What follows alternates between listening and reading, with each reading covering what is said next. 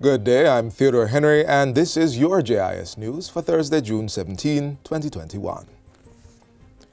An additional water shop will be built in Commodore, Portland to better meet the needs of residents.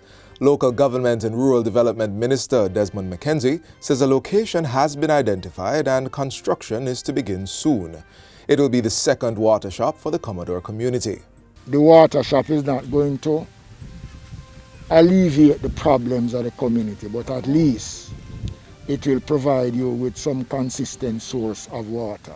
Water shops are established within communities affected by inconsistent or insufficient supply, providing a convenient source for residents to collect the liquid. Minister McKenzie says $110 million has been provided in the 2021-2022 budget to build out more of these water shops across the island. He gave the update while touring local government facilities in the parish recently. Monitoring and enforcement efforts within the Blue and John Crow Mountains National Park will be bolstered by the recent donation of a Ford Ranger pickup truck to the Jamaica Conservation and Development Trust, JCDT. The National Environment and Planning Agency, NEPA, recently signed an agreement and presented the JCDT with the vehicle worth $4.7 million.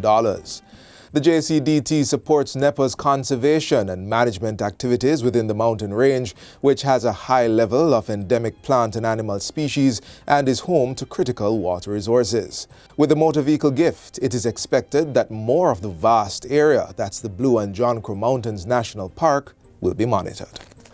Prime Minister Andrew Holness has commended Jamaicans in the diaspora for their sterling contribution to the country's economy and social development.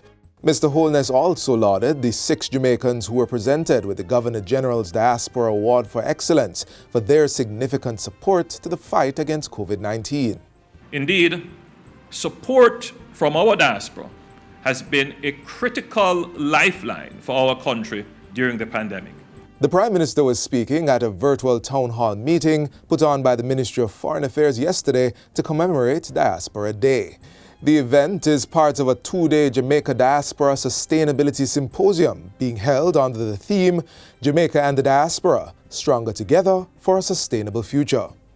Prime Minister Holness shared that net remittance inflows increased by 70% in March 2021 relative to March 2020 and was up 36% for the financial year ending 2021.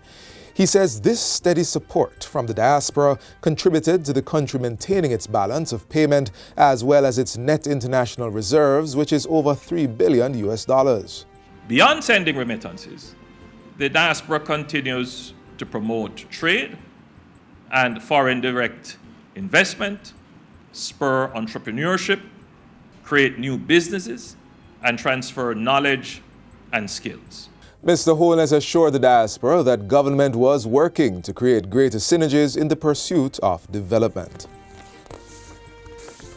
Sport Minister Olivia Grange says the Institute of Sports, InSports, continues to fulfill its mandate of developing sports at the grassroots level despite the COVID-19 pandemic. Last year, it staged its popular summer sports program in small groups across the island, featuring netball, football, cricket, tennis. We added new disciplines as well, golf and surfing. InSports is also developing a virtual physical education program to be broadcast on air and online. The minister, who was speaking in Parliament recently, also revealed that for the first time in 30 years, InSports has prepared annual reports. The reports cover the period 2017-2018, 2018-2019, and 2019-2020. Pending an audit, I expect to table the reports in the House once it is approved by Cabinet. InSports was established in 1978 by the government of Jamaica to promote the development of sport at the national level. Government's engineering and specialized telecommunications arm, Aerotel, is set to launch an online television station called Cool TV. Transport Minister Robert Montague made the announcement in the House of Representatives recently. He says this move is to enhance government's efforts to increase the island's coverage for broadcast signals. Aerotel also is the owner of Cool FM, one of Jamaica's top 10 radio stations. As a matter of fact, we are number 6 in the country.